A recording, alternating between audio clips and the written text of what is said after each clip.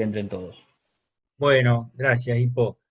Bueno, hoy tenemos el segundo módulo del curso que comenzamos la semana pasada. Queremos agradecer la presencia de todos ustedes, viejos, en algunos casos viejos conocidos de otras batallas, de tiempos estudiantiles o de comienzos de la democracia o partidarios, como hemos dicho así informalmente recién, saludado a algunos. Muy agradecido que esté Gonzalo del Cerro, diputado nacional, con una trayectoria que todos conocemos y valoramos muchísimo, ex concejal, fue decano de nuestra facultad de medicina, ha sido miembro de la convención partidaria, provincial, en fin, toda una trayectoria en el partido y hoy un diputado nacional de nuestra provincia y por nuestro partido. Así que muchas gracias, Gonzalo, de estar en el curso. Hoy tenemos, además, de un catedrático muy importante, un amigo, un compañero de ruta durante muchos años, y veo acá, como decía Sergio Niel, que también ha participado en la Franja Morada, como muchos de los que veo aquí, lo veo también ahí a Claudio Dulcich, bueno, a otros que hemos nombrado, que hemos compartido esas instancias de militancia a lo largo de nuestras vidas. Pero Gastón, además de ser un hombre muy comprometido con la universidad pública, es licenciado en Ciencias Políticas, magíster de Flaxo, también diploma superior seguramente de Flaxo. Es graduado en nuestra universidad, en la Facultad de Ciencias Políticas, profesor titular en la UNR y en la UNER de Problemática Política, en la UNR, aquí en nuestra Facultad de Ciencias Políticas, de Teoría Política 1 y Teoría de la Administración Pública 2, creo, ¿no? Gastón, sí. Son las materias. Quiero decir también que es profesor titular ordinario, con lo cual ha concursado sus cargos docentes. Fue director de la Escuela de Ciencias Políticas de la Facultad de Ciencias Políticas y Relaciones Internacionales de la UNR, miembro de la SAP, de la Sociedad Argentina de Análisis Político, y además, como decía, un hombre comprometido con la universidad pública, que cuando leo esto de la UNER, de la UNR, somos varios los que vamos reconstruyendo la vieja UNL, ¿no? Que nos encontramos en las estaciones de ómnibus o en las facultades de Paraná, de Santa Fe o de Rosario, reconstruyendo ese entramado que alguna vez fue una única universidad. Gastón va a dar hoy su charla, tal como estaba previsto en nuestro calendario del curso. Quiero recordar simplemente que el jueves próximo, en el mismo horario, va a estar Storani cerrando el curso, y adelantarles que les va a llegar una planilla a quienes se inscribieron, una planilla acerca de la evaluación en sí del curso, qué propuestas tienen para nuevas iniciativas, y también la idea que estamos trabajando es de un encuentro de quienes cursaron para poder ejercer algún debate acerca de los conocimientos que fuimos incorporando en este encuentro. Y también, por sugerencia de Lilita Puig, presidenta de la Fundación ALEM, que es la fundación de nuestro partido a nivel nacional, nos decía por qué no organizar algo acerca de representación política en la Argentina, así que vamos a trabajar algún curso con algún módulo sobre esto ya sobre el mes de septiembre. Sin más, Gastón, y agradeciéndote mucho tu participación, pasamos a escucharte. Luego vamos a hacer las preguntas con la misma dinámica que lo hicimos la semana pasada. Bueno, Gastón, muchas gracias. Por favor, el agradecido soy yo, en primer lugar, como siempre señalo, por la confianza que tienen en pensar que yo puedo aportar en algo en todo. Una de las grandes discusiones de los últimos tiempos es cómo podemos nosotros organizar ciertos niveles de acción colectiva a la hora de poder plasmar nuestras ideas de la política.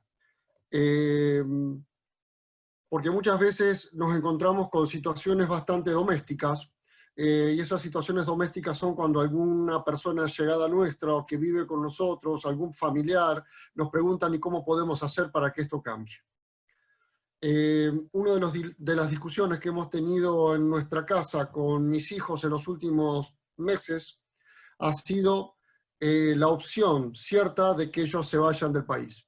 Y una de esas cuestiones que se estuvieron planteando en mi hogar, en la mesa de los mediodías, etcétera, era que ellos preferían no hacerlo, pero que era una opción que realmente tomaban como válida a la hora de no encontrar un determinado camino, más o menos un horizonte, hacia dónde plantearse, hacia dónde ir. Esto que tiene que ver con una situación que puede ser cotidiana, uno tiene que tratar de evaluarla desde otra perspectiva que es totalmente diferente, y es una perspectiva política, teórica, social.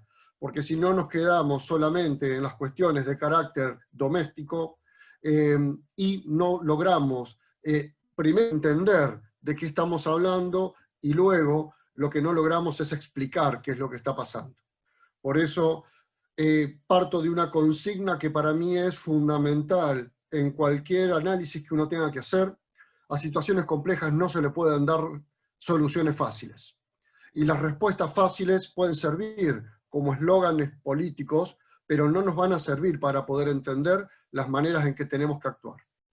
Una de las cuestiones fundamentales que tenemos que tratar de hacer es cómo procesamos la terrible incertidumbre en la que nosotros nos estamos moviendo en nuestros días.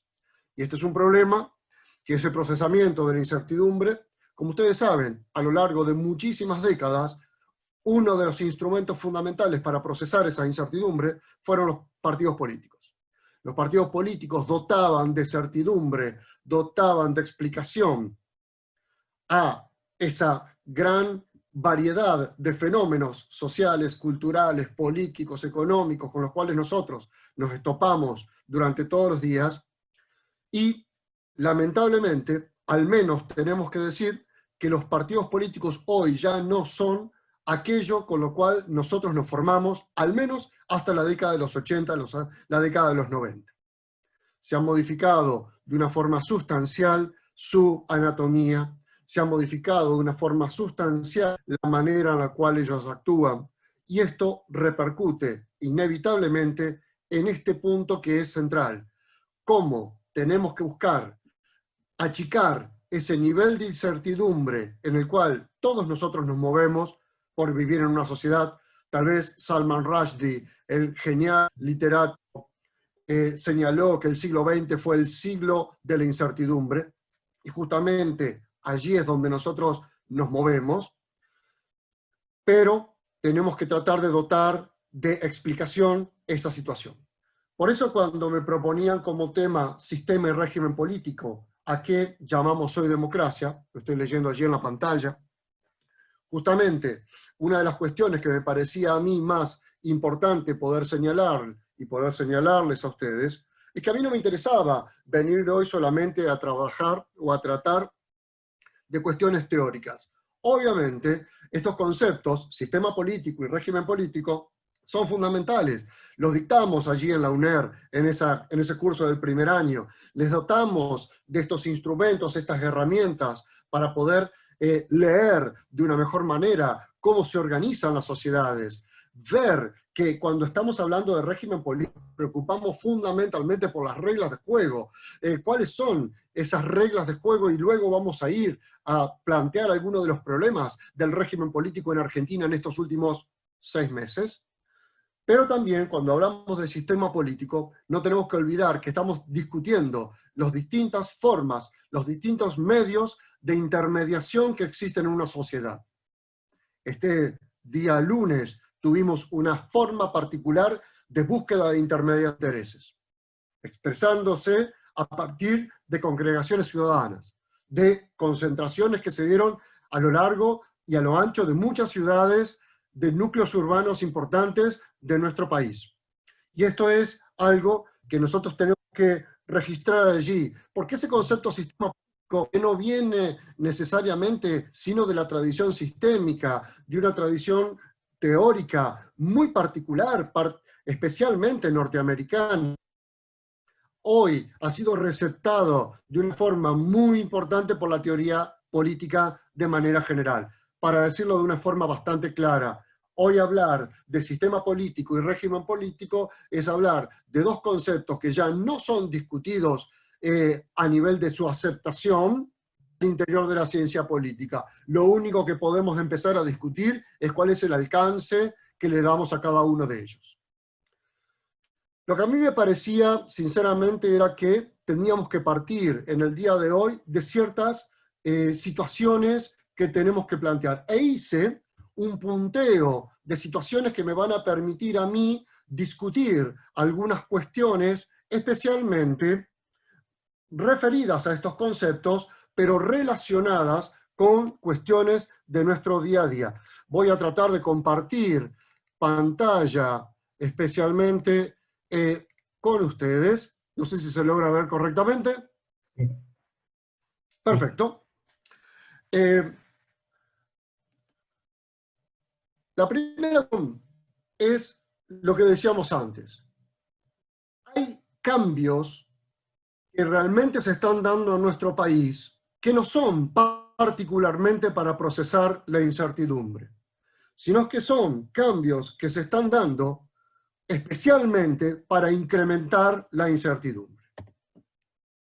La primera gran cuestión con la que nosotros nos encontramos es cómo está funcionando el Estado en la actualidad.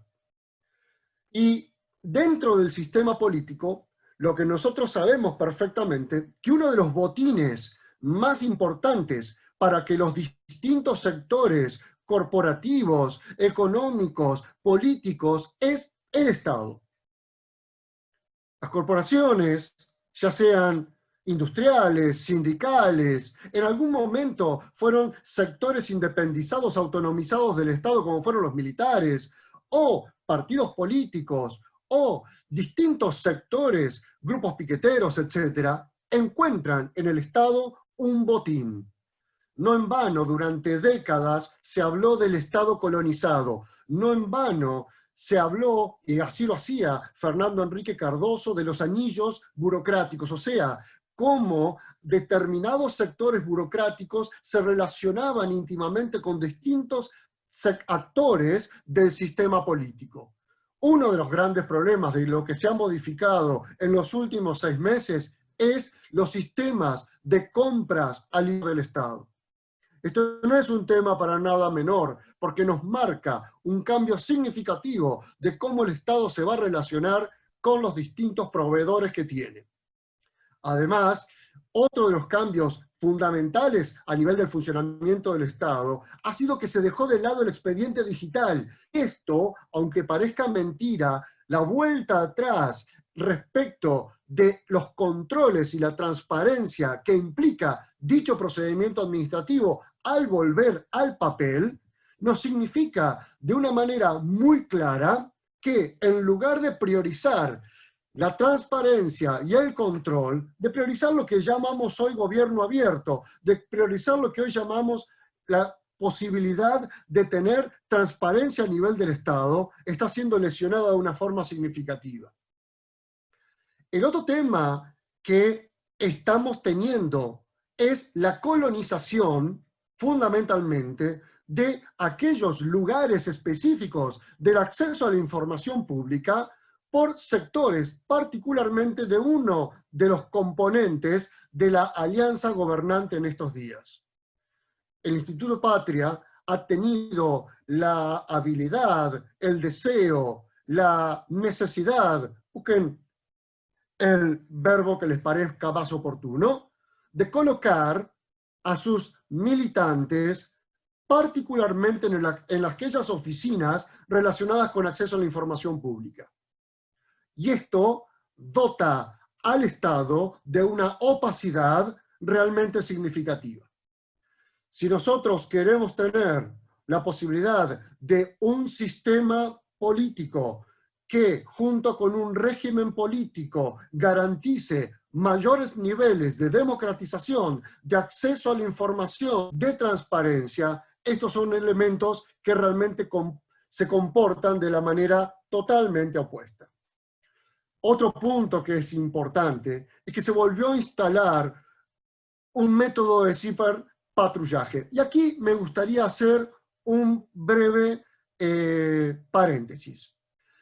Lo que nosotros hemos visto en los últimos meses es que con las acusaciones que incluso y las imputaciones judiciales que incluso se están haciendo hacia funcionarios del anterior gobierno, el gobierno de Cambiemos, en el área específicamente de todo lo que es seguridad, lo que es la AFI, la ex-CIDE, lo que nos demuestra de una forma magnífica, significativa, es que esos sectores del Estado están absolutamente autonomizados del poder político.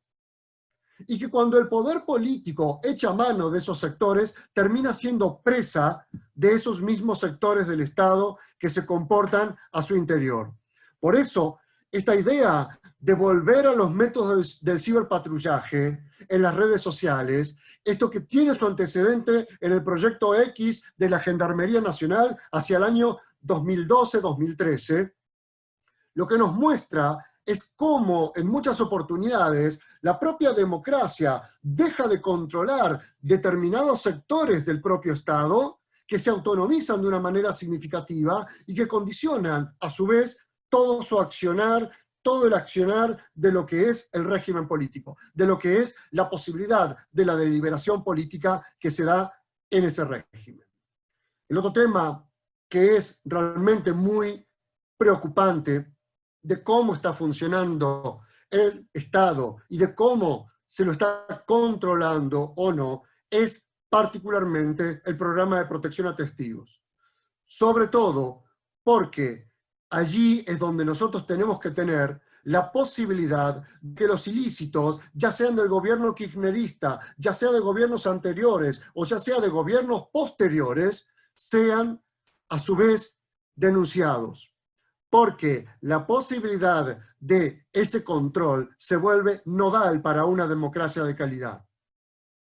Desde ya que la Oficina Anticorrupción, que haya desistido de querellas, ha sido un elemento muy contraproducente para lo que es la marcha respecto al funcionamiento del Estado. Y además, podemos decir, no se han evaluado convenientemente la diferencia entre los problemas que produce la pandemia y los problemas que produce la cuarentena.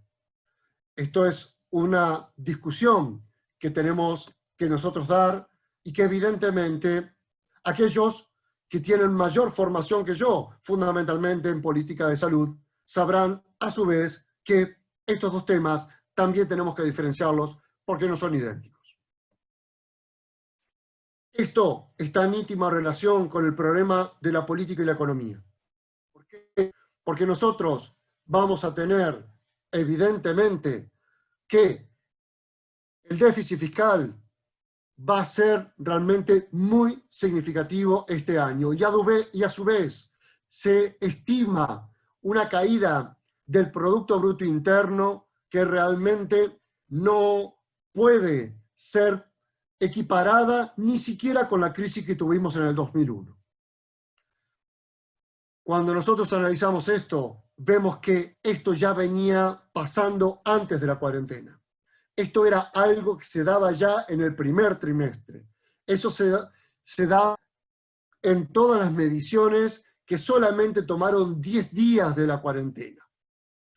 Lo que pasa que en este contexto, el régimen político está actuando de una forma realmente muy tensionada. El gobierno, el Poder Ejecutivo Nacional, publica y señala que ya habrá tiempo para arreglar la economía.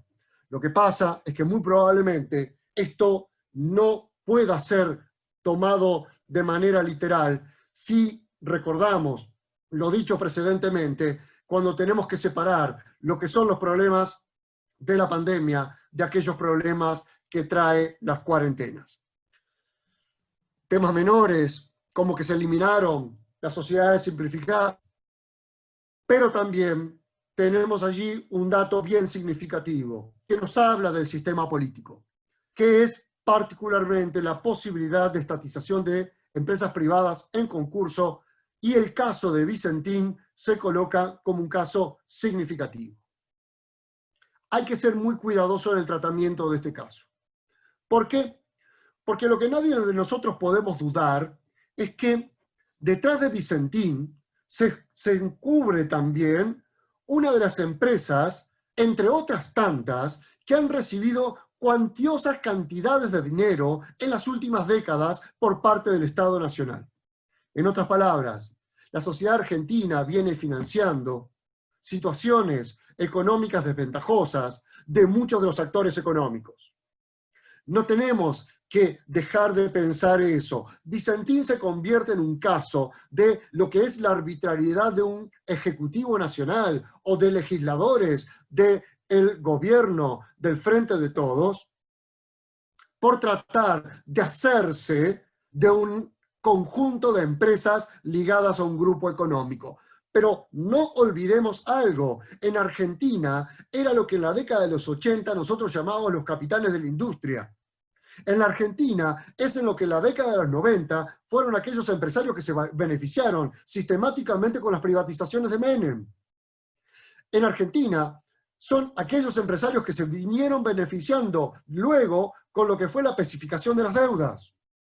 En Argentina estamos hablando de aquellos empresarios, aquellos grupos concentrados, muchos de ellos con eslabonamientos productivos, que se vienen beneficiando sistemáticamente con las distintas burbujas económicas, tomando aquella expresión de Hugo Nochev y de Basualdo y de Aspiazu de la década de los 90, de esas burbujas económicas en los cuales ellos eran los beneficiados y el resto de la sociedad no. Por eso, el tema Vicentín tiene distintas aristas para discutir, porque no es Vicentín en sí, es cómo también se relaciona el Estado con una parte del sistema político, una parte de los grupos empresariales que presionan políticamente y económicamente a las distintas administraciones. Administraciones que, por otro lado, también se han beneficiado en muchas oportunidades del financiamiento de sus campañas electorales o de sus partidos políticos o de su enriquecimiento personal de estos mismos grupos económicos. ¿Por qué? Porque a la par de que muchos grupos empresariales se siguen beneficiando, vamos a encontrarnos, los grandes beneficiados de estos últimos meses han sido los bancos, pero por otro lado los grandes perjudicados han sido los pequeños comercios y las pequeñas y medianas empresas. El tema del régimen político se vuelve también de suma importancia para poder discutir.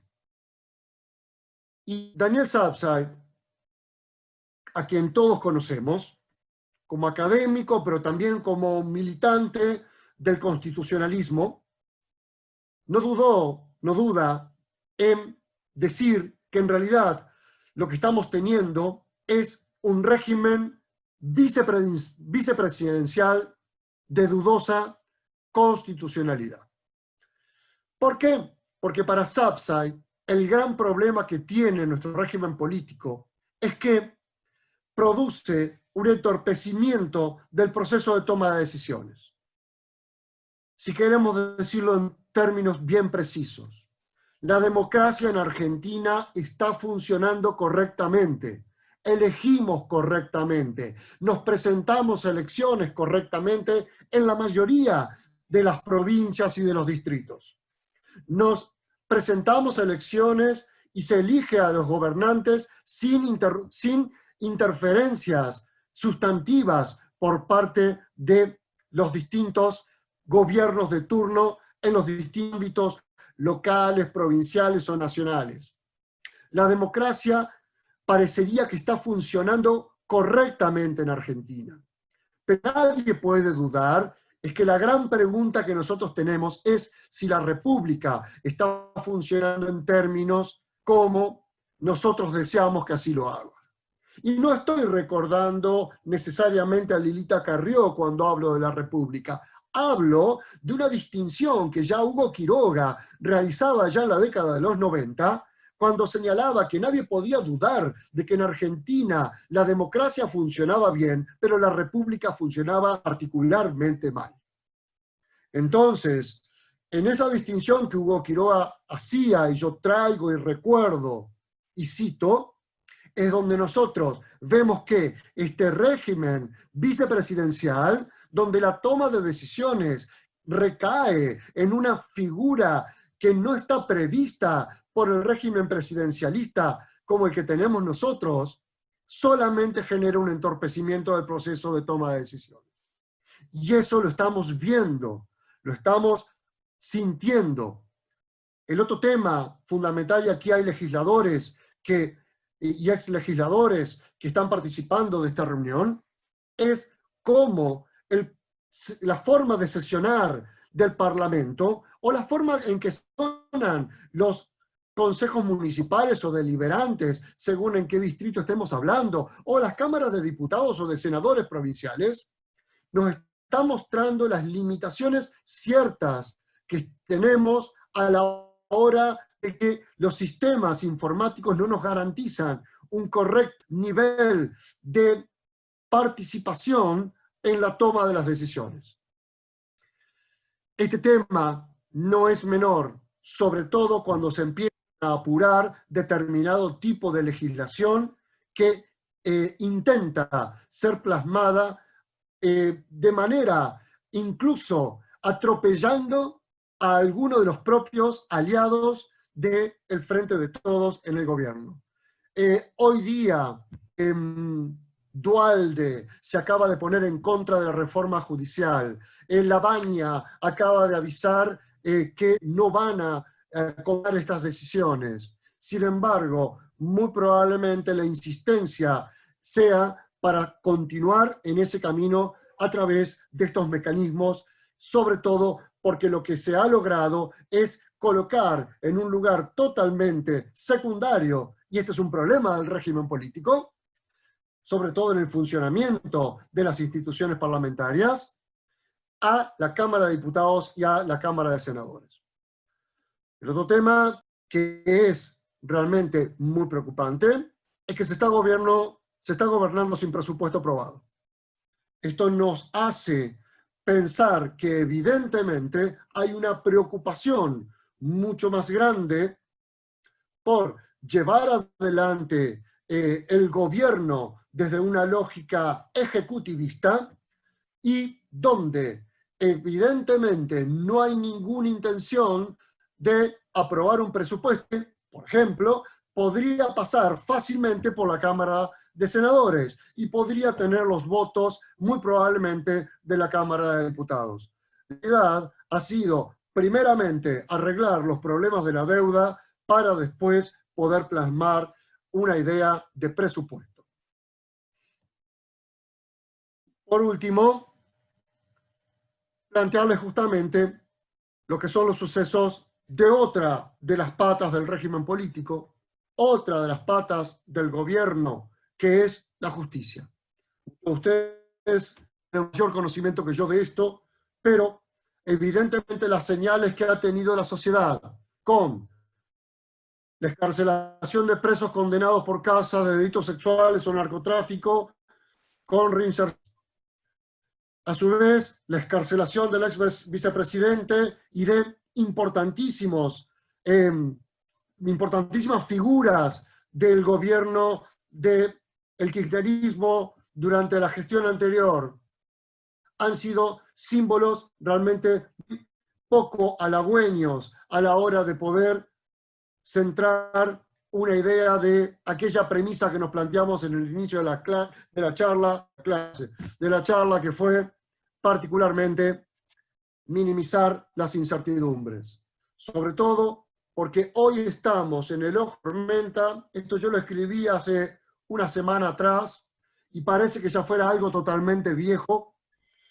Vemos cómo se impulsa la reforma judicial, se avanza en nombrar nuevos jueces, en nombrar nuevos cargos de fiscales, un nuevo procurador se intenta sacar, aun cuando los senadores de Cambiemos han expresado su decisión de no acompañar esta iniciativa del gobierno. La respuesta que se dio a esto fue la modificación de la ley para permitir distintos tipos de mayorías a la hora de elegir al procurador. Y por último, ampliar los miembros de la Corte Suprema. En una especie de matemática aleatoria, donde vamos de 9 a 15, donde vamos a formatos totalmente diferentes, como si esto estuviéramos discutiendo nada más ni nada menos si es mejor tener 15 o tener 9, en lugar de plantear cómo se puede discutir la seguridad jurídica. Particularmente, por lo tanto, me gustaría mostrarles a ustedes algunos datos que sí son interesantes. Son datos del día de hoy. Es una encuesta sistematizada por el Instituto de Ciencia Política de la Universidad de Tela, con datos extraídos de poliarquía. Cuando nosotros vemos esos datos, nos vamos a encontrar que el ICG, el índice de confianza en el gobierno, que elabora la Ditela todos los meses, ha disminuido un 6% respecto del mes anterior. Me interesa que podamos ver las curvas, porque en última instancia nos va a estar demostrando, nos va a estar dando un mapa de cómo esta encuesta nos indica el estado de opinión que tienen los argentinos como promedio, como encuesta, no como censo, no como votación, pero sí como humor social en relación con estos últimos meses. Es interesante porque, bueno, aquí tenemos los promedios anualizados desde el año 2001 hasta el año 2019. Vemos que los índices de confianza actúan como grandes curvas en los cuales se van moviendo. Los peores índices los teníamos allá en el fracaso de la alianza y los primeros tiempos del gobierno de Duhalde, y tal vez los mejores momentos han coincidido con los inicios de las distintas etapas gubernamentales.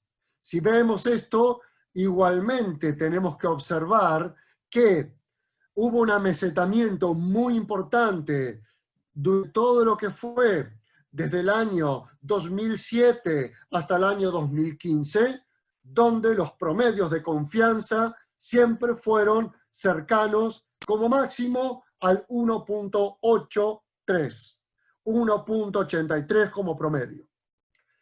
Esto nos marca también que al observar particularmente estos datos, lo que nosotros vamos a tener allí es cómo esta evolución mensual desde el año 2009 hasta el año 2020, tomando todos los meses de junio, uno de los datos centrales es que se han invertido en los últimos meses dos curvas que son muy importantes. La primera es honestidad y la segunda es capacidad. Esas curvas nos van a mostrar justamente cómo estaba mucho más cercano a poder plasmarse en el gobierno de Fernández una crítica que la sociedad ya empieza a hacer decididamente a la manera en que se está manejando. Sobre todo porque la evaluación del gobierno viene descendiendo en los últimos meses. Y aquí esta curva es la que nos va a demostrar este dato. Observemos la caída significativa que ha tenido particularmente en los últimos meses, ese quiebre que ya lo visualizábamos obviamente en la gráfica anterior, donde cayeron todos los índices: gobierno, interés, eficacia, honestidad y capacidad, pero que sistemáticamente como promedio se sostienen. Acá tenemos un corte más desde diciembre de 2015 hasta nuestros días, con Alberto Fernández a la cabeza. Y observamos cómo el inicio de la cuarentena marcó un despegue positivo de todos los índices gubernamentales que venían en franca caída, pero que sistemáticamente hoy muchos de ellos se encuentran resentidos en relación con lo que fueron los meses precedentes. Si vamos particularmente las mujeres tienen una visión más positiva que los hombres,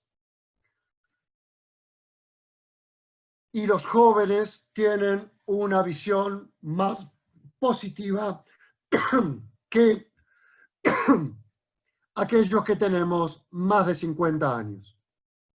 Por eso nos vamos a encontrar con que este es el estado de situación, que me gustaría terminar con esta gráfica respecto de las áreas.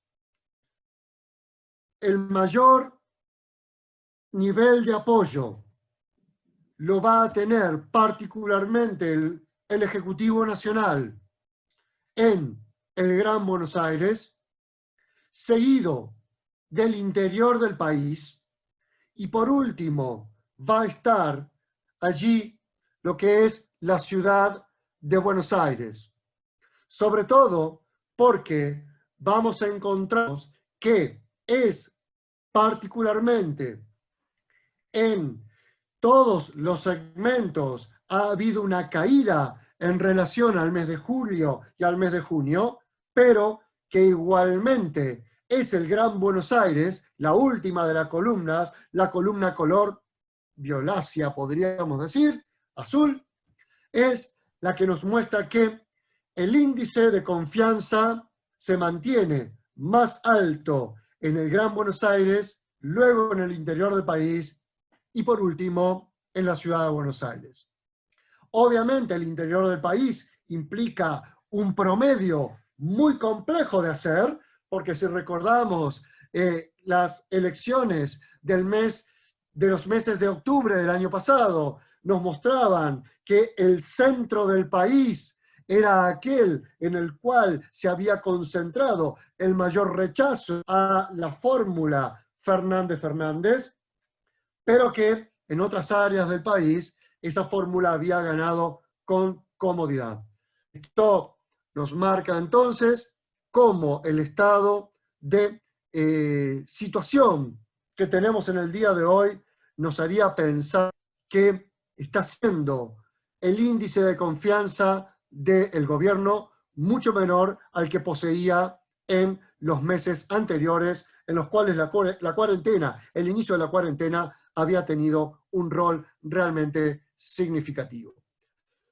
Es por esto que, bueno,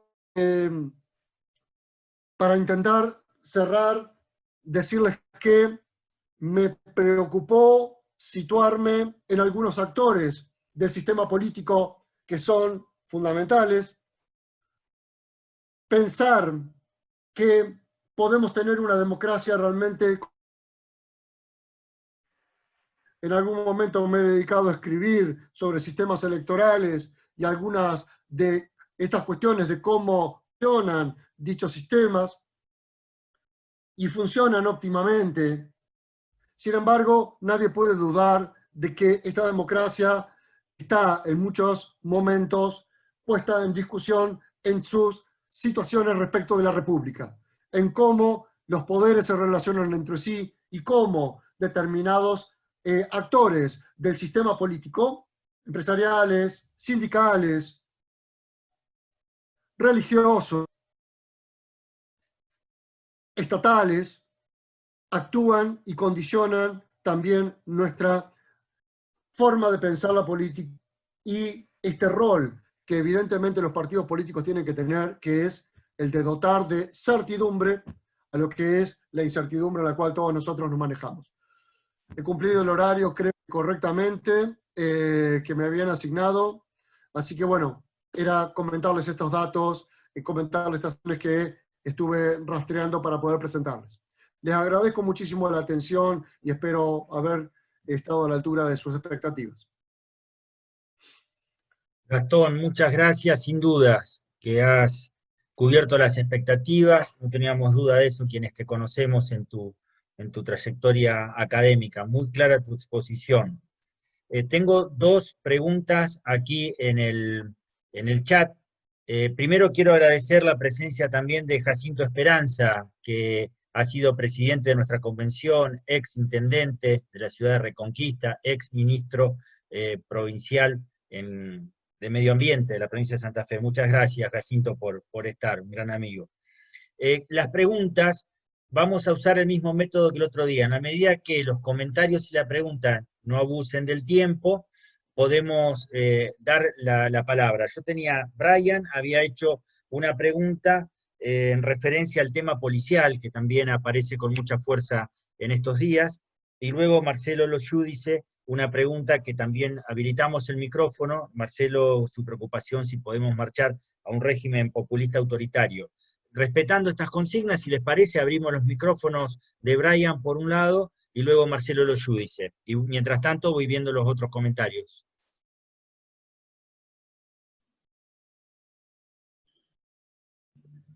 Brian, ¿estás por ahí?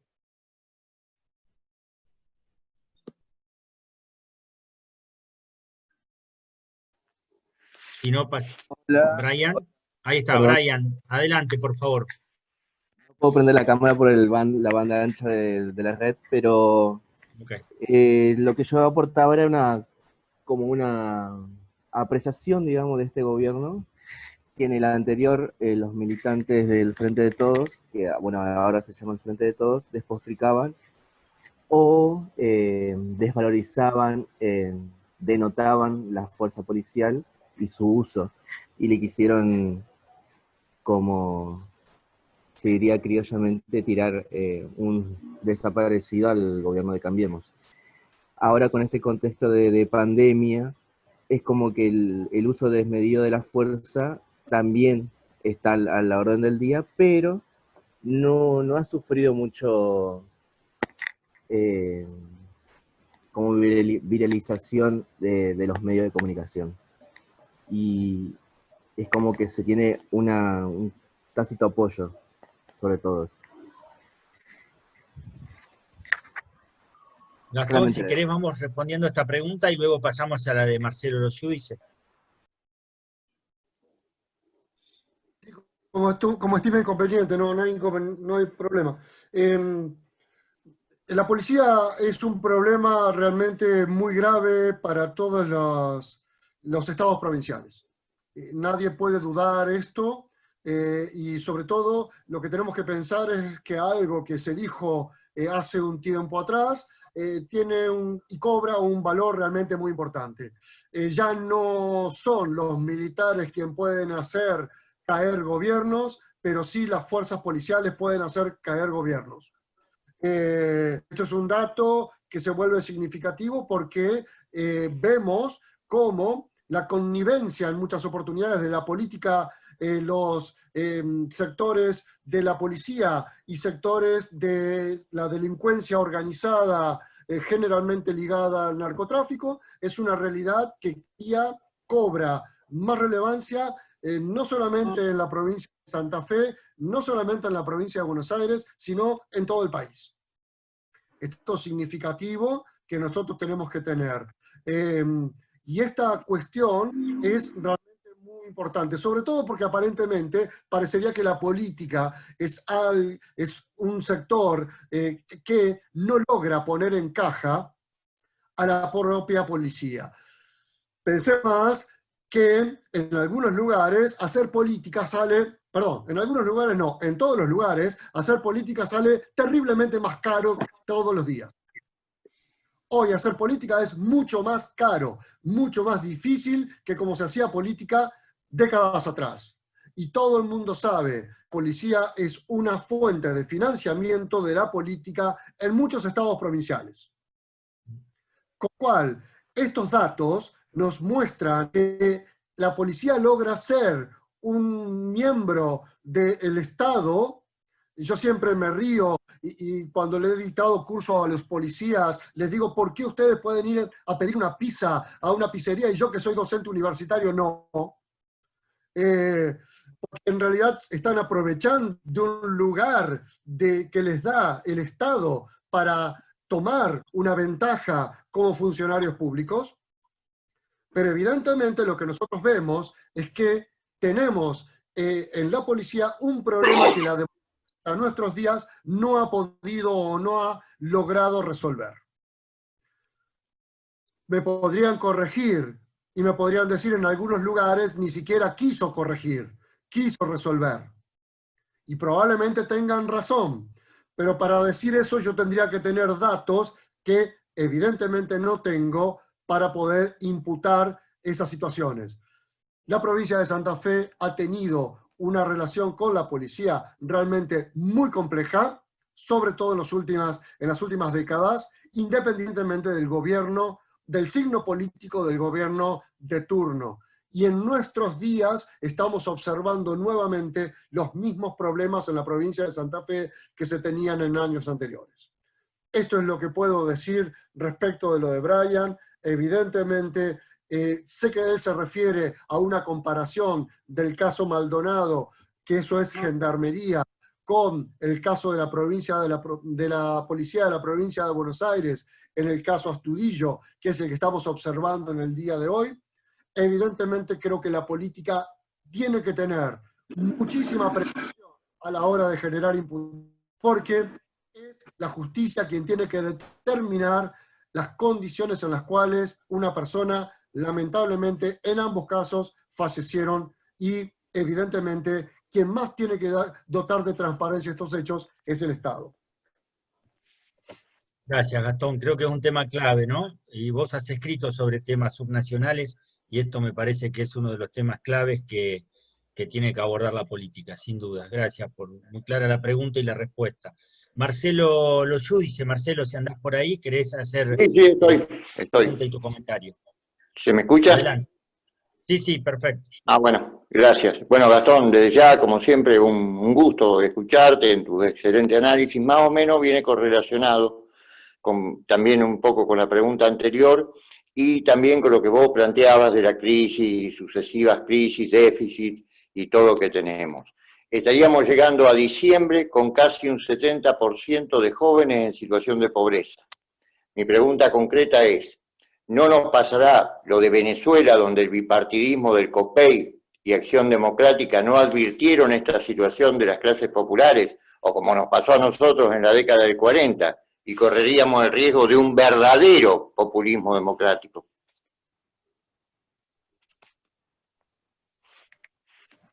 Dos o tres cuestiones. Muchas gracias primero a todos por el interés y por las preguntas que están haciendo o que puedan hacer, coincidiendo o disintiendo con lo que yo diga, porque creo que acá no estamos para coincidir, sino para charlar y a lo mejor que yo pueda rectificar maneras de pensar que no son compartidas en su totalidad, también sería muy bien recibido. Cuando discutía con un grupo de amigos este tema, yo les señalaba que hay un dato que para mí es bien significativo. Y es que cuando el gobierno kirchnerista comienza en el año 2003, tuvimos que esperar particularmente hasta el debate de la resolución 125 para encontrar movimientos de la sociedad civil, movimientos de las distintas organizaciones políticas, sindicales ligadas al agro, con toda su diversidad. Porque yo tampoco me olvido que Grobo Patel se subió al avión para ir a Venezuela con los Kirchner. Yo tampoco me olvido que hay empresas que también se benefician con totalmente el agro y que son totalmente concentradas, como ya lo dijimos en la exposición. Sin embargo, lo que marcó ese año 2008 fue que la sociedad civil, permítanme ese concepto, logró aprender a expresarse de una manera que hasta ese momento no lo había hecho. En ese sentido, creo, Marcelo, que tenemos un resguardo en relación con los sucesos de Venezuela. Tenemos un resguardo en cuanto a que el 40% de los votos que no necesariamente querían a Macri, pero que al menos expresaron una disidencia en la forma en que se hacía la política. Y más aún, si nosotros vemos hoy los índices o las encuestas, nos marcan que muchos votantes Todos no acompañan las políticas que el propio Frente de Todos está llevando adelante en esta materia. Yo lo decía con una frase un poco efectista, y es: a la sociedad civil con el kirchnerismo le tomó hasta el año 2008 para aprender a movilizarse. Hoy, esa misma sociedad civil ya aprendió a movilizarse y se está movilizando. Entonces, en esos resguardos de la sociedad civil, que son los partidos políticos en última instancia, que son los sindicatos, que son los grupos de vecinos que se juntan, que son las personas que piensan de una manera diferente a cómo está actuando el gobierno nacional, en los cuales uno puede colocar los elementos de resguardo en esa situación específica que vos señalabas, Marcelo. Yo lo pienso con un autor clásico, Alexis de Tocqueville. Alexis de Tocqueville decía: la sociedad civil, el freno para el autoritarismo. Bueno, sigo poniendo un poco de esperanza. Está bien, ustedes me pueden decir, con la esperanza no se va a ningún lado, pero sigo poniendo un poco de esperanza, al menos en que ese freno se va a seguir plasmando y no nos va a llevar por ese camino que creo que ninguno de nosotros deseamos. Seguro, gracias. Sí. Bien, con esa cita de Tocqueville me haces acordar a Sonia Bengoechea, que decía: cuando estamos perdidos busquemos los clásicos. Muy buena. Muy clara tu respuesta, Gastón, muy precisa la pregunta de Marcelo. Hipólito hace un comentario sobre los medios, y para ordenarnos un poquito, está Hipólito, respetemos las consignas de ser breves en las preguntas, está Hipólito, luego pidieron la palabra Gonzalo del Cierro, Sergio Niel y Gustavo Neto. Después continúa Pacho y Paula Mascheroni, y así vamos agregando, vamos a tratar de ser breves en las preguntas para que puedan participar más personas. Adelante, Hipólito. No, yo, una cosa que me quedó ahí en el tintero y que viene de varias charlas. Cuando Gastón habla de que hay democracia, pero hay una república mala, o una mala república, alegando más al sentido institucional, yo le quería preguntar cómo influyen los medios hoy en día en este dañar la democracia o la misma república, para ser más concisos a la terminología que usaste. Porque hoy vemos medios que claramente son el eje de comunicación con la sociedad, o sea, no hay otro tipo de publicidad de gobierno, no hay otro tipo de comunicación directa con la ciudadanía, y vemos medios terriblemente oficialistas o directamente militantes políticos versus medios que juegan también un rol clave. Pero todo esto queda en las instituciones totalmente dañadas y el perjuicio. Entonces quería ver cómo vos los veías a eso, sobre todo teniendo en cuenta claramente que la República está en un hilo bastante complicado cuando vemos que la vicepresidenta, la presidenta del Senado, generalmente ocupa muchas tareas del legislativo y una fuerte presión sobre el Poder Judicial. Entonces, un poco en ese sentido quería que te expreses. Particularmente pienso que, como dice el profesor Caro, la palabra elector y la palabra lector tienen la misma raíz. Él lo pensaba cuando discutía sobre los diarios, forma de expresión mediática prioritaria del siglo XIX. Y cuando Sidicaro planteaba esto, analizando los editoriales del Diario de la Nación, juntando estas dos palabras, elector y lector, lo que él nos decía era, evidentemente cuando uno lee y busca también aquello que está dispuesto a elegir. Lo que vemos es particularmente que en muchos lugares la cadena Fox está particularmente prometida con el triunfo de Donald Trump en los Estados Unidos, mientras que, por otro lado, la cadena CNN es acusada por el gobierno de Donald Trump de ser justamente anfitriona de aquellos partidarios de demócratas, particularmente con el actual candidato Biden. Lo mismo pasa en Argentina. Y la gran preocupación que me quedaría sería el no tener la posibilidad de la disidencia en la palabra. Y creo que una de las cuestiones centrales que uno sí puede plantear es que hoy, y esto es algo que he estado notando no hay un sesgo como sí existía sobre los años 2012, 2013, 2014, donde había políticos que a determinados canales no iban, o canales que no invitaban a determinados políticos según su signo.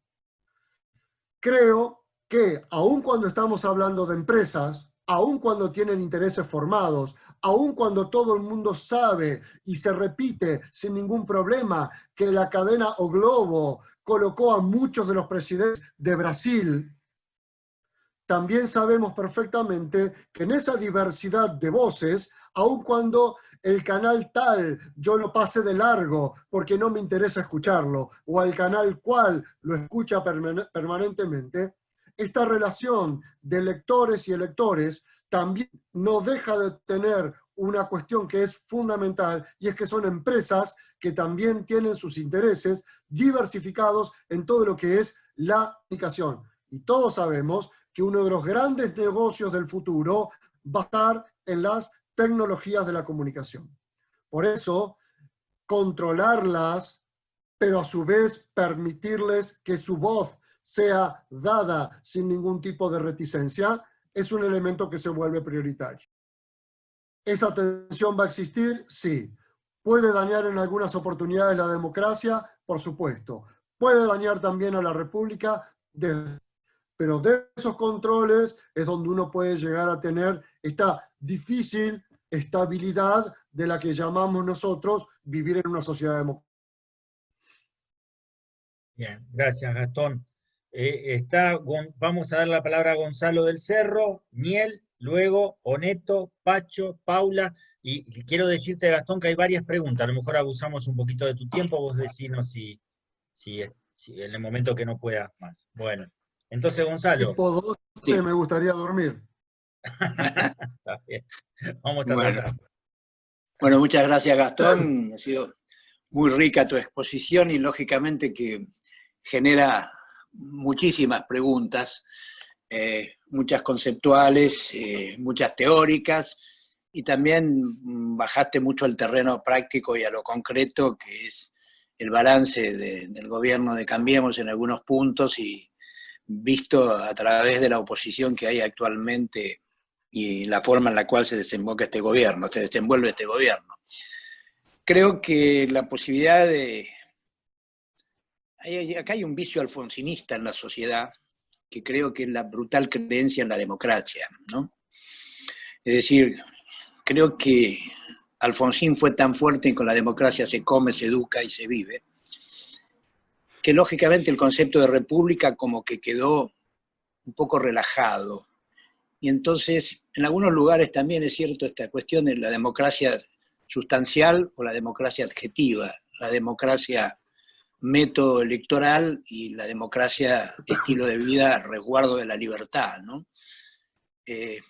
Creo que en estas manifestaciones que están saliendo en defensa de algún poder de la justicia está permitiendo vislumbrar, y la debilidad del Parlamento está permitiendo vislumbrar la República.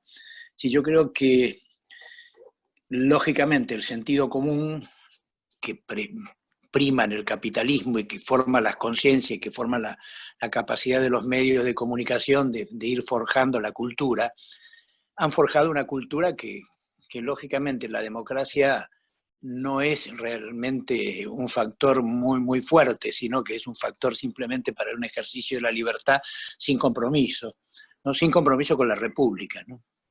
Es una democracia asentada en una libertad individualista.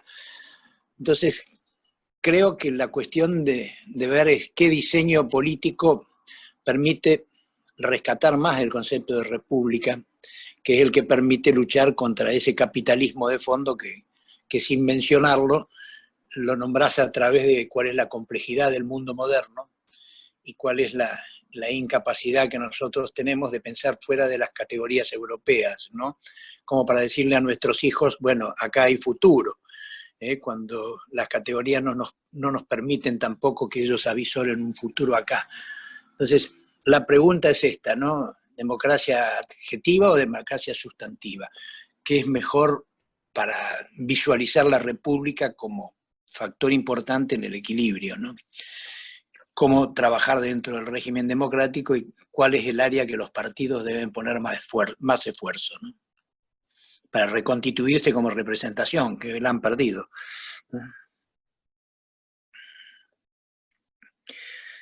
¿Dónde trabajamos? Bien. La primera cuestión es, la gran dificultad de adjetivar la democracia es que cuando esos adjetivos son más grandes, es más difícil de lograr cumplir esos adjetivos. Porque si la democracia sustantiva implica igualdad de todos los miembros que viven en una sociedad, ustedes saben perfectamente de que eso no se logra de un día para el otro, y podríamos decirlo y anticiparlo, no se logra en un sistema como el sistema capitalista en el cual nosotros vivimos. Por eso, siempre prefiero utilizar estos conceptos de forma un poco más modesta. No uno tenga que ser modesto, sino porque me hago pocas expectativas. Como ustedes recordarán, un pesimista es un optimista informado. Siempre, cuando más informados estamos, nos volvemos un poco pesimistas ante las situaciones por las cuales estamos atravesando. Lo que nadie duda es que, evidentemente, prefiero esta cuestión teórica de separar república de democracia, porque al menos me permite pensar en esto. Podemos tener un sistema que funcione perfectamente en sus categorías democráticas. Los partidos políticos tienen la posibilidad de presentarse a elecciones, tienen la posibilidad de, a su vez, tener candidatos que puedan hacer sus campañas, tienen la posibilidad de obtener los financiamientos por parte del Estado, según la cantidad de votos obtenidos, tienen la posibilidad de dar a conocer sus propuestas, etcétera, pero la República después funcionar de una manera terriblemente desastrosa. ¿En qué sentido? El Parlamento no tiene ninguna función. ¿En qué sentido? La justicia puede ser avasallada. Entonces, diferenciar estos conceptos a mí me permite jugar con estas diferencias al interior de que yo le digo a alguien que no tenemos un sistema democrático, y me puede decir, no, estás equivocado porque se vota, porque tenemos las garantías, y hay un decálogo de garantías que cualquiera va a algún manual, las encuentra y dice, Argentina tuvo alternancia política. Argentina tiene posibilidad de tener partidos políticos, tiene posibilidad no hay proscripciones, etcétera, etcétera. ¿Hay una buena democracia? Bien, pero hoy esa democracia está llevando a que se alteren los pesos y contrapesos, checks and balances, en lógica de la República, tal cual Montesquieu, tal cual los padres fundadores de la Constitución norteamericana, tal cual se pensó también en el año 1853 en nuestro país, en la ciudad de Santa Fe. Por eso es que eso es lo que a mí me preocupa. ¿Podemos mejorar la democracia? Porque Alfonsín, cuando planteaba esta cuestión de la democracia, era porque era el valor central a colocar sobre la mesa, y no olvidemos las finalizaciones de sus actos con el preámbulo de la Constitución. No olvidemos que, evidentemente, esa idea era la que primaba en la discusión. Cuando se estaba a punto de alterar la República con los levantamientos militares, incluso salíamos a la calle en nombre de la democracia, porque lo que había que consolidar era eso.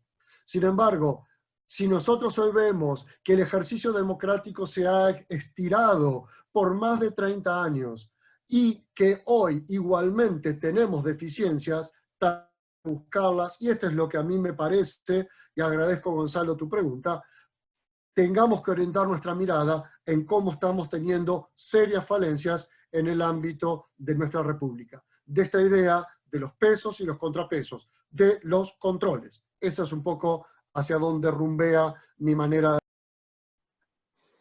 Bien. Seguimos con Sergio Niel entonces, y hay bastante gente anotada, así que Sergio, adelante, luego Neto. Gustavo. Gastón, buenas noches, excelente tu exposición. Mi preocupación está al ver cómo pasamos en los 90, en la década del 90, de la movilización popular a las grandes masas estar sentada en el living y volver a retomar sin la existencia y la cohesión de los partidos políticos por detrás, la movilización popular a partir de un nuevo sujeto, ¿no? Este ciudadano electrónico, este ciudadano que se basa en todos los medios de comunicación modernos y personales en la gran mayoría. ¿Cómo podemos enfrentarlo desde los partidos políticos estas situaciones? Sobre todo pensando que esta grieta y esta situación que estamos viviendo nos va a llevar cada día a un mayor enfrentamiento, y desde los sectores democráticos, los sectores que creemos en la República y que tenemos la misma visión que tenían nuestros padres fundadores cuando se constituyó la nacionalidad, y que tenemos la misma visión todavía y la acrecentamos sobre lo que es la democracia, no esa democracia que planteaba Alfonsín en el 83, que es la que nos permite comer, educar, pero también asegurar la paz interior. Te vuelvo a hacer la pregunta, ¿cómo podemos pasar de este ciudadano fundamentalmente, digamos, que se muestra todos los días a partir de las redes sociales y que genera la movilización popular, a contenerlo desde los partidos políticos? El gran problema que tenemos todos nosotros es que nos educaron en una forma de partido político que hoy generalmente está realmente sobrepasada en sus formas organizativas. Un amigo, profesor Isidoro Cheresky, tituló uno de sus libros, con el cual no estoy de acuerdo, La política después de los partidos. La idea de Isidoro, la política ya se hacía sin los partidos políticos. Mi idea es otra. Mi idea es que los partidos políticos siguen existiendo, son instituciones fundamentales de cualquier sistema democrático. Ahora bien, los partidos políticos son muy distintos a los que nosotros aprendimos a militar. Muy diferentes en cuanto a cómo se organizan, en cuanto a cómo consiguen aunar las voluntades, en cuanto a cómo realizan su acción colectiva. Porque en última instancia lo que los partidos políticos garantizaban era la posibilidad de seleccionar ciertas demandas, de darle una visibilidad pública y de encauzar reclamos colectivos a partir de dichas demandas. Lo que pasa es que nuestros partidos políticos, sobre todo todos nosotros que nos juntamos en algunas décadas atrás en la militancia política, sabíamos que a lo mejor teníamos que tener como primer elemento era la plataforma electoral. Hoy eso es un elemento para arqueólogos. Los partidos políticos ya no tienen plataformas electorales, no importa la existencia de esas plataformas, tienen eslogans electorales, tienen muy buenos eslóganes electorales, que no dicen absolutamente nada, pero son eslóganes electorales. Entonces, el problema es que los formatos de cómo hacemos la política, esa democracia de audiencia que Bernard Manin, cuando ustedes charlen sobre representación en septiembre, van a poder volver a él, esa democracia de audiencia nos marca que la imagen, el discurso y determinado tipo de slogans, por favor, repasen eslóganes electorales de cualquier partido político de las últimas décadas. Son espantosos, no dicen absolutamente nada, no nos indican en realidad ningún tipo de priorización de demandas. Solamente son un conjunto de palabras en las cuales se nos indica un determinado lugar hacia el cual se irá, que no sabemos muy bien qué es, por el buen camino. ¿Qué dice eso? No dice absolutamente nada. Y veamos todos los eslogans que hemos tenido, que han tenido los distintos partidos políticos, y veremos que evidentemente ese formato es muy distinto. Sin embargo, como todos ustedes saben, los partidos políticos van a seguir teniendo un rol de aglutinar. ¿Por qué? Porque siguen teniendo el monopolio de la selección de los gobernantes. Y al tener ese monopolio, van a tener que tener la capacidad de aglutinar demandas.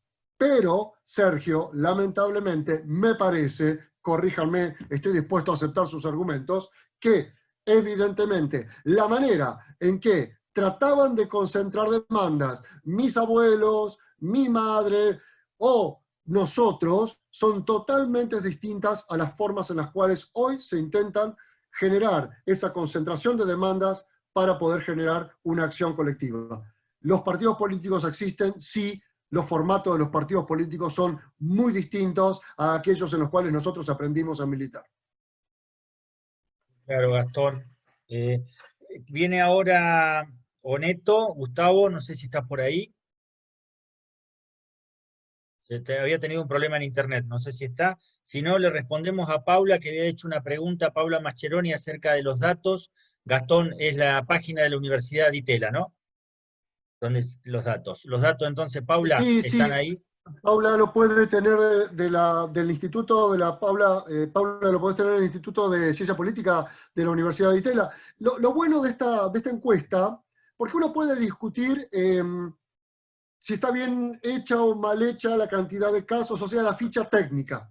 Ya mostré a la ficha técnica porque no teníamos por qué discutir esa cuestión, pero lo bueno de estos datos es que están tomados desde el 2001 hasta la fecha. Entonces, aun cuando podamos disentir en cómo está hecha la ficha técnica, tenemos una gran cantidad de tiempo que se vino aplicando el mismo sistema de encuesta. Entonces, aunque tenga errores, evidentemente nos va a dar una indicación de tendencias de largo plazo, de otra manera no la tendríamos. Por eso me parece que es buena, aunque quieran discutir o no la ficha técnica. Bien, perfecto, está el dato. Les digo, ahora viene Gustavo Neto, si está por ahí, si no Pacho, está respondido lo de Paula, Santiago Domínguez, Mario González, Patricia Dufour Mendías y Jacinto Esperanza, Cacho. Si les parece, vamos cerrando el listado acá, porque si no se nos va a hacer extremadamente largo, pero te digo, Gastón, que hay un interés enorme, siguen apareciendo preguntas. Así que si les parece, vamos a Gustavo Neto, si estás Gustavo por ahí. Estoy. Perfecto. Estoy con mi hija, así que bueno, recuperé la conexión ella. Muy bien. Bueno, antes que nada, muchísimas gracias, pero muy claro todo. Gracias, Gastón. Y te hago, es sencillo la pregunta, pero sobre todo, ¿cómo ve el tema de las marchas? Este fenómeno nuevo, sobre todo para que el peronismo tenerlas en contra, creo que no les queda cómodo. Si ve que en algún momento esto, cualquiera de este tipo de marchas o lo que sean, puede hacer retroceder en una decisión. Es sencillo, así cortito, así también tienen tiempo el resto. Gracias, Gustavo. Lo siguiente, primera cuestión es que creo que son marchas que tienen una intencionalidad política muy clara. No podemos negar de que hay intencionalidad política en estas marchas. Lo que no hay es una partidización de dichas marchas. Porque para muchas de estas circunstancias, vemos que aún intentando algunos dirigentes de la oposición de Juntos por el Cambio, o Cambiemos, o el PRO, o el radicalismo, o la coalición cívica, intentando capitalizar algunos de esos elementos, no hay una búsqueda ni de aceptar las demandas a partir de un partido político. Ustedes me podrían decir, pero Brandoni, sabemos dónde está parado, y cuáles son sus objetivos, y de cuál ha sido su militancia, y cómo ha sido su recorrido político, desde ya. Pero la forma de interpelación de personas como Brandoni o como Kovadlov en los medios de comunicación no es como un militante de un partido, sino que es como un ciudadano. Se colocan de igual a igual con el otro. Evidentemente, aquí hay un dato que es fundamental.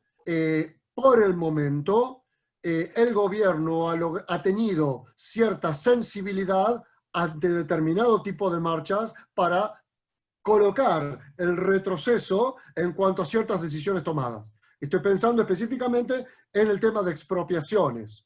¿Sí? Sí, Vicentín. Exactamente. Donde algunos colegas, muy amigos míos, pero que no coinciden con lo que yo pueda pensar, dicen que las personas que participan de las marchas hacia Vicentín están solamente buscando garantizar a la gran burguesía la mayor acumulación de capital. Creo que es una lectura bastante sesgada de un proceso donde a lo mejor lo que tenemos que ver es que esa ciudadanía lo que está buscando es que se permita un determinado tipo de no injerencia de la política partidaria sobre determinadas áreas que tienen que ser reguladas por el Estado, por la justicia, en el caso de Vicentín particularmente, y no por los partidos políticos, donde las demandas a veces son incongruentes en estas movilizaciones, pero que cuando yo hoy hablaba del tema de la sociedad civil, coloco una luz de interés en ese tipo de movilizaciones, porque lo que nos está marcando es que hay una forma de expresión de los intereses divergentes que en décadas anteriores o no se hacían, o se hacían a través del sindicalismo, o se hacían a través de los partidos políticos. Hoy, los partidos políticos, con la crisis que charlábamos a partir de la pregunta de Sergio, nos muestra que tenemos todavía capacidad de movilización de ciertos sectores de la sociedad para oponerse a determinado tipo de política. En ese sentido, pienso que es bueno, pero cuidado.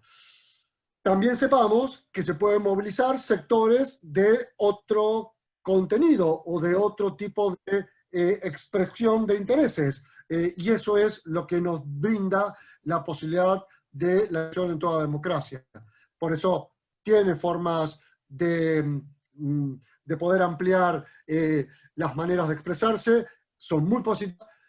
Lo que sí es que es muy dificultoso lo siguiente. A ver, lo digo en otros términos. Cuando fallece Raúl Alfonsín, su velorio fue realmente multitudinario.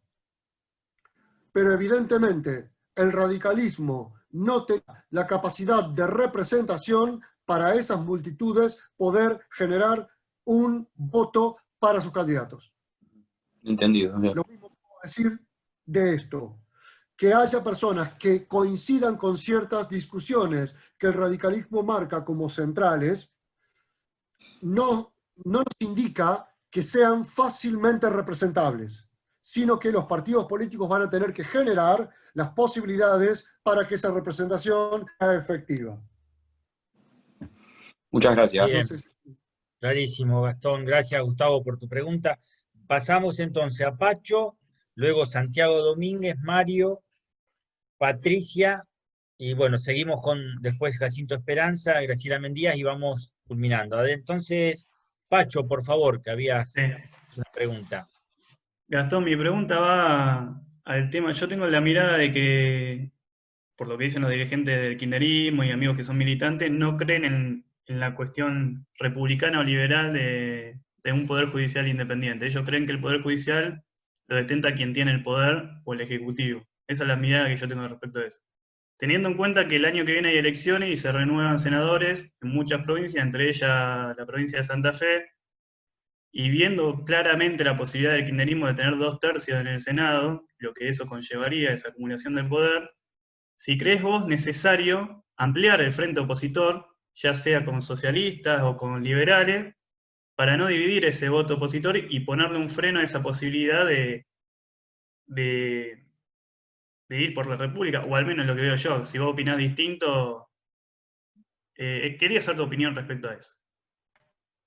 Dos o tres cuestiones. Primero, sí, la elección del año que viene es una elección decisiva, sobre todo porque tenemos que, como argentinos, como ciudadanos, tenemos que refrendar aquellos que hicimos en el año 2017, en el cual, en la Cámara de Diputados particularmente, Cambiemos tuvo un nivel de voto realmente muy significativo. Esto colocó la posibilidad de que en la Cámara de Diputados haya un control, un freno, como también en el Senado, porque explicó que no pudieran llegar por muy pocos votos, pero al menos no pudieron llegar a los 2/3 que son necesarios para algún tipo de mayorías especiales que la propia legislación fija. Evidentemente, toda la tendencia que uno puede observar es que si la elección del año que viene se parece más a la elección del 2011 que a la elección del 2015, el único beneficiado va a ser el Frente de Todos. La dispersión de la oposición, una cuestión numérica, va a llevar a que necesariamente los triunfadores sean aquellos que van a estar dentro de lo que es el Frente de Todos, que evidentemente no se va a durar de aquí a un año. Lo que sí eso significa es que las estrategias, de cada uno de los partidos políticos tienen que ser muy consistentes a la hora de pensar sus alianzas. La provincia de Santa Fe no tiene otra opción que volver a una idea de bifrentismo, porque como lo hemos charlado con algunos de los participantes de esta reunión, en alguna otra oportunidad, recuerdo haberlo charlado con Daniel Galaverna particularmente, este tema, justamente la partición de por un lado del socialismo y por otro lado del Cambiemos en los últimos comicios fue lo que garantizó que esa fórmula exitosísima realmente desde la perspectiva electoral, como es la del actual gobernador y la actual vicegobernadora, realmente fuera muy importante y muy difícil de poder batir por parte de los otros grupos electorales.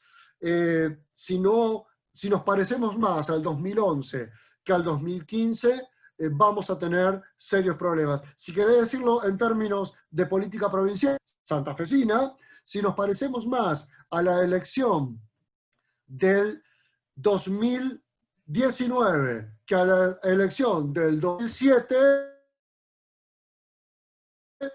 vamos a tener un reforzamiento de candidaturas de lo que es el Frente de Todos. Bien. Muchas gracias, Clarísimo, Gastón. clarísimo, Gastón. Vamos entonces ahora a Santiago Domínguez. No sé, Santiago, si estás por ahí. Tu pregunta. Hola, Santiago. Estaba vinculado a datos de la jefatura de gabinete. No sé si estás por ahí, si no, pasamos a Mario González, que tenía una pregunta también, que en buena medida tiene que ver con la de Pacho. Adelante, Mario.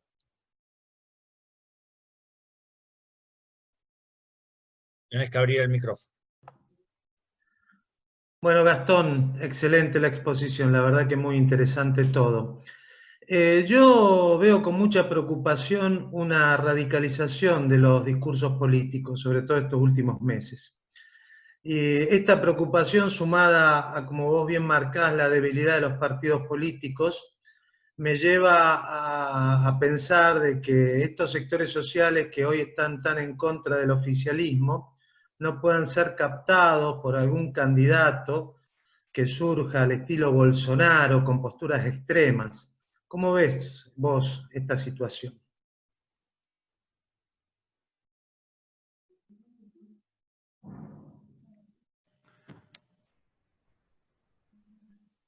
Lo que pasa es que los sectores que generalmente pregonaron políticas similares a las de Bolsonaro eran producidos al interior del propio peronismo. Porque la prédica militarista, la prédica de la derecha nacionalista, ese tipo de prédica estaba dentro de una determinada matriz muy propia. Aquellos que tienen años como yo o que tienen estudios o se han dedicado a la historia argentina saben perfectamente que discutir en la década de los 90, de los 80, de los 70, ese tipo de matriz era colocarla dentro del propio peronismo. Y hoy, aparentemente por la propia dinámica que el Frente de Todos está teniendo, no porque no lo piensen, sino porque tienen que no expresarlo públicamente, tenemos dentro del propio Frente de Todos, esa dinámica no los lleva a expresarlo de esa manera. No es evangélico, pero ¿cuánto de Bolsonaro tiene Bernie en las elecciones de los últimos meses? ¿Cuánto de esta idea de la fuerza que hay que verificar la violencia contra... Están haciendo un discurso muy particularmente que nosotros caracterizaríamos como pro-militar en otro momento, o que caracterizaríamos con determinados sectores de la derecha peronista tradicionalmente. Lo que nosotros vemos es que evidentemente hoy todavía el Frente de Todos tiene la capacidad de mantener esos sectores hacia adentro. Y lo que se expresa por parte de la ciudadanía es una vertiente muchísimo más liberal en lo político en relación con la posibilidad de oponerse a ciertas ideas que están plasmándose dentro del Frente de Todos. Por eso creo que en el de hoy, la política, Mario, sabes perfectamente que tiene un nivel de dinamismo que lo que estamos charlando hoy, mañana puede quedar absolutamente obsoleto, pero más allá de eso, lo que observamos es que muy probablemente estos sectores que movilizaron, por ejemplo, este lunes pasado, están mucho más preocupados por los niveles de concentración de la autoridad que otra cuestión. Gracias, Gastón. No, bien, de nada, muy claro, muy claro. Hay una pregunta de Patricia Martínez Dufour, no sé si estás por ahí, Patricia. Ahí estás, sí. Adelante, por favor. Tenés que abrir tu micrófono.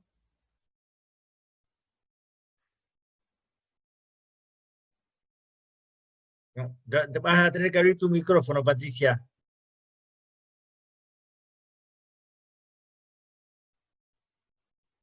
Sí, no te escuchamos. Deberías abrir tu micrófono. ¿Ahora? Ahora sí, adelante. Bueno, le agradezco muchísimo a Gastón sus palabras. Me encantó la forma pedagógica con que encaró esta charla. Lo mío es muy breve, pero tiene que ver con dos ámbitos que tal vez no estén dentro de la preocupación como partido, pero sí de la preocupación como gobierno. Poco se habla, sobre todo en este último tramo, de política exterior y de política educativa. ¿Por qué me preocupan esas dos burbujas? ¿Por qué me preocupan? Porque veo que la sociedad civil no está informada, no participa, no hay debate, y tampoco lo está la sociedad política, los que en este momento, con las limitaciones propias de la cuarentena, se ven impedidos de realizar un debate. Y las consecuencias de esto yo las veo al mediano y al largo plazo. Y bueno, me preocupa muchísimo como oposición, ahora sí, qué es lo que se puede hacer como para ir trabajando esos dos aspectos. No son para el ahora inmediato, pero sí son las bases del futuro. Una reflexión sobre eso. Sobre política exterior, creo que fue la charla del jueves pasado, en la cual evidentemente la experta que les planteó a ustedes los principales lineamientos tiene mayor conocimiento que yo. Obviamente sería de una absoluta irrealidad pensar que la política exterior no está relacionada con la política interior, o la política interior con la política exterior. En ese sentido, tenemos que tomar esto como un elemento distintivo.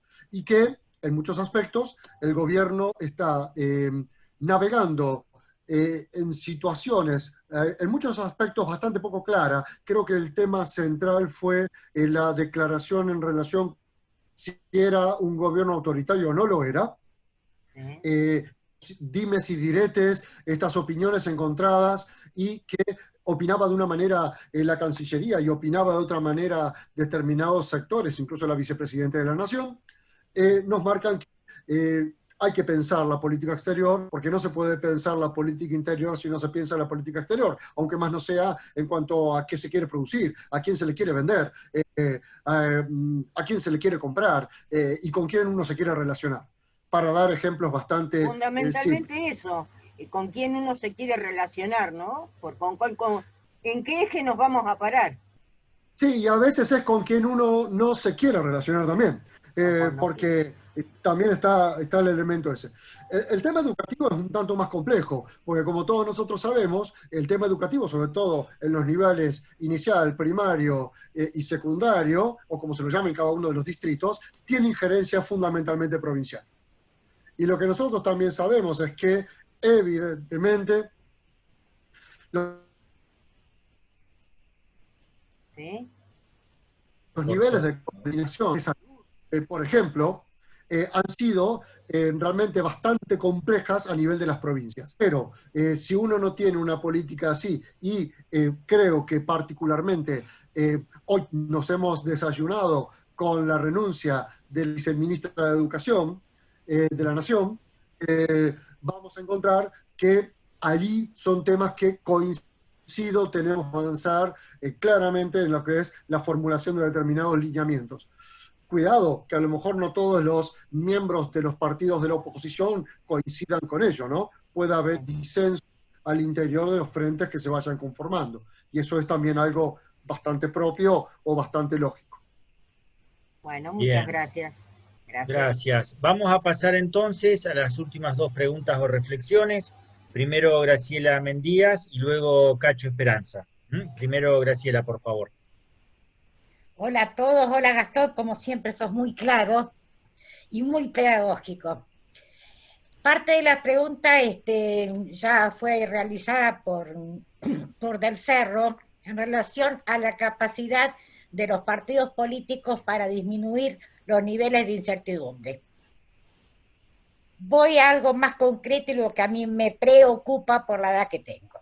¿En qué medida el radicalismo como partido político al interior está reflexionando y pensando nuevas estrategias, la construcción de nuevos territorios en función de estas nuevas tecnologías que muy bien detallaste vos los impactos que están teniendo?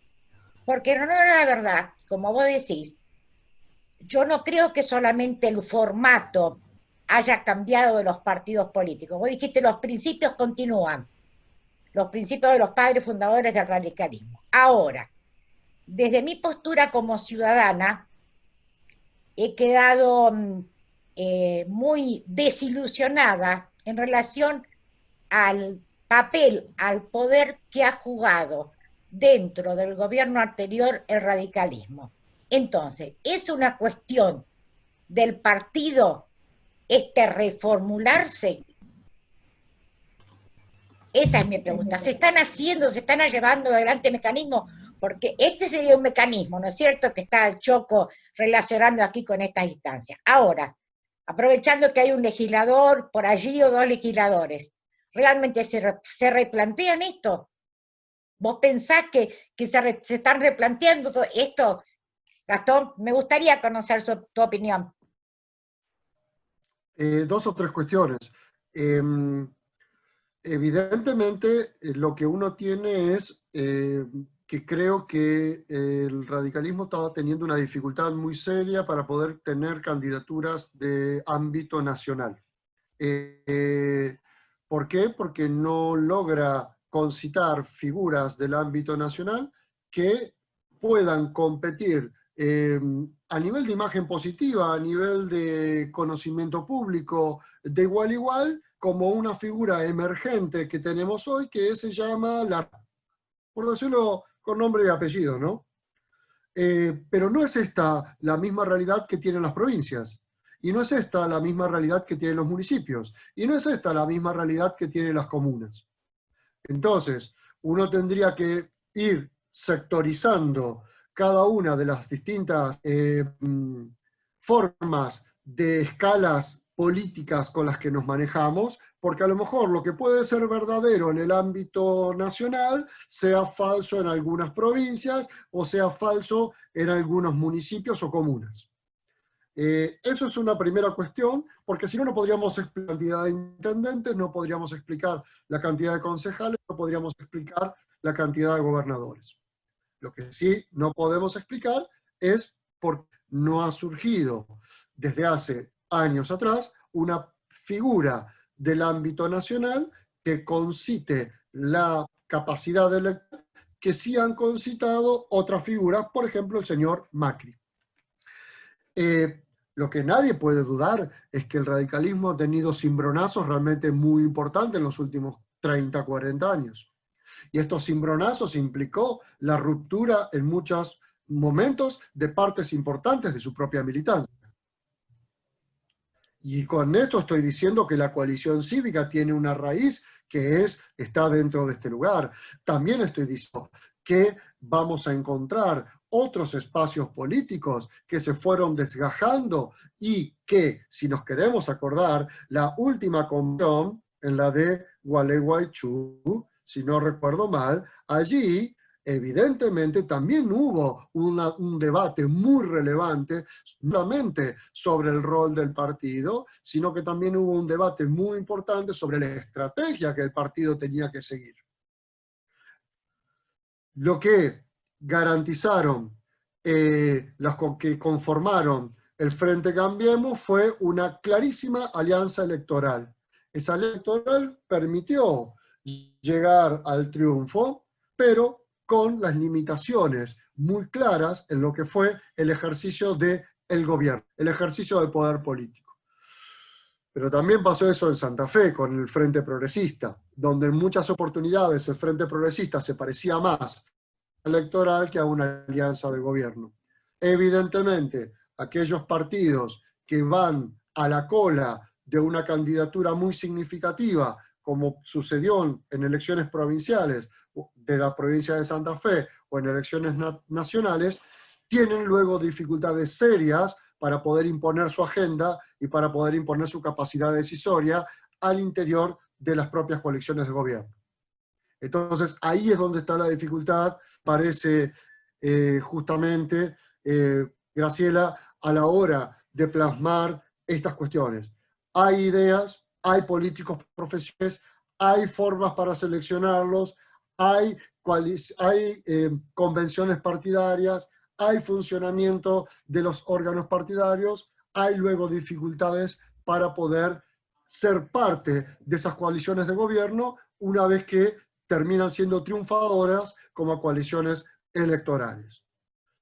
Entonces ahí está esa tensión que creo que es lo que se debe plantear como un problema de futuro.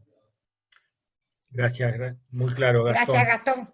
Gracias. Bueno, vamos a la última pregunta o reflexión, y la verdad que es un honor, Cacho, que seas quien hagas esta última consideración. Gracias, Gastón, y vamos entonces a tu pregunta o reflexión, Jacinto.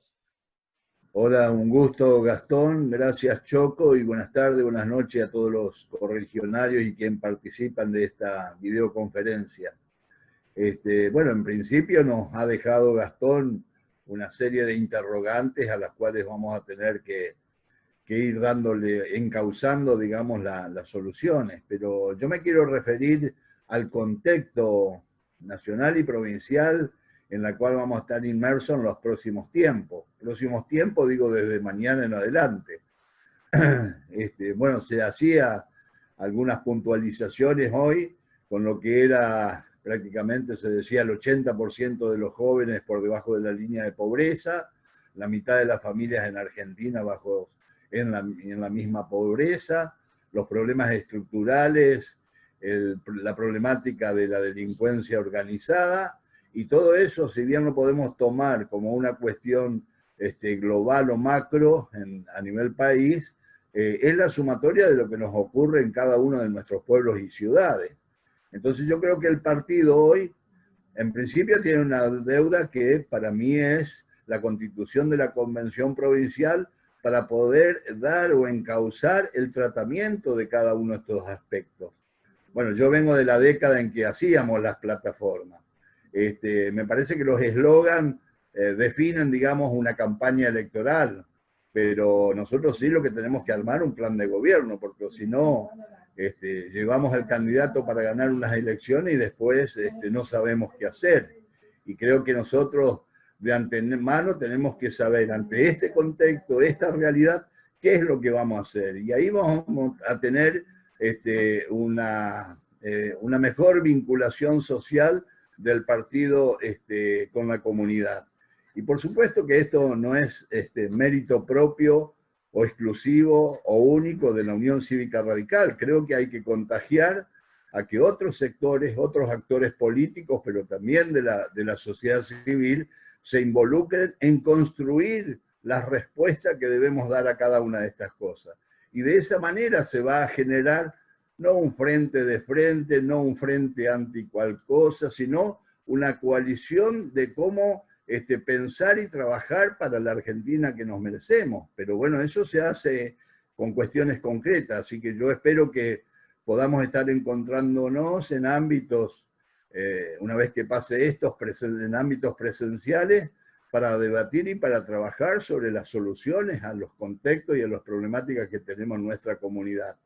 El desafío es interesante, los obstáculos, los problemas no son menores, pero bueno, ese es el rol que el partido debe asumir. Y creo que hay que tomarlo desde abajo hacia arriba también. Es un ida y vuelta, pero en definitiva el radicalismo tiene la fortaleza de estar presente en los 365 municipios y comunas de nuestro territorio provincial, así que tenemos materia humana para poder trabajar sobre estas líneas y que en definitiva lo que se vaya a plantear como un plan de gobierno a futuro en nuestra provincia por lo menos, tiene que ser esa sumatoria.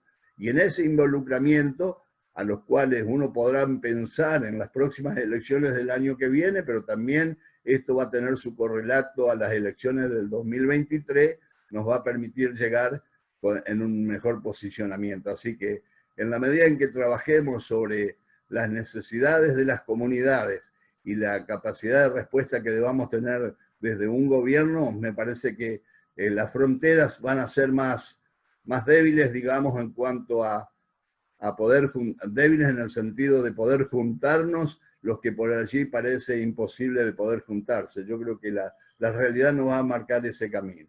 Muchísimas gracias a todos por permitirme participar en este momento y bueno, quedamos por supuesto a disposición para seguir empujando esto que creemos que va a tener un resultado positivo porque amerita, digamos, asumir esa responsabilidad y ese compromiso. Gracias. Muchas gracias, Cacho.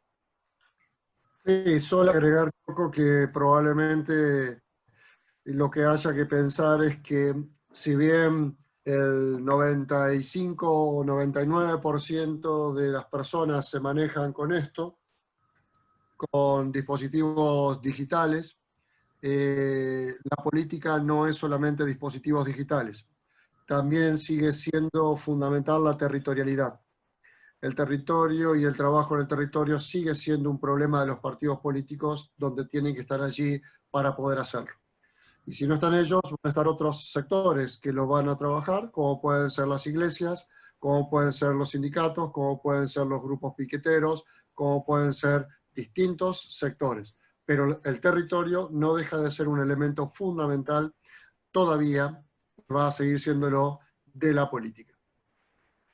Bueno, Gastón, muchísimas gracias. Todos los comentarios han sido muy alabadores a tu exposición. Nosotros vamos a seguir el curso el día jueves próximo con la presencia de Federico Storani y como les dije antes, estamos preparando algún formato para que podamos debatir todos estos contenidos entre los cursantes de esta propuesta que hemos hecho del CEPAS. Y decir que, bueno, nosotros humildemente desde el CEPAS vamos a aportar a reflexionar estas cuestiones tan importantes para la reconstrucción de la Unión Cívica Radical, de un espacio que sepa defender la democracia y la república. Así que muchas gracias a quienes estuvieron hoy, a todos los miembros del CEPAS, y a Gastón, clarísimo lo tuyo, y agradecerte tu predisposición. Muchísimas gracias a ustedes por la invitación y por la confianza de nuevo. Bueno, nos estamos viendo entonces el jueves. Abrazo grande. Gracias. Gracias, Choco. Adiós. Chao, Gastón. Adiós, nos vemos. Abrazo. Chao, Daniel Galaverna, que te quiero siempre. Chao. Chao. Chao.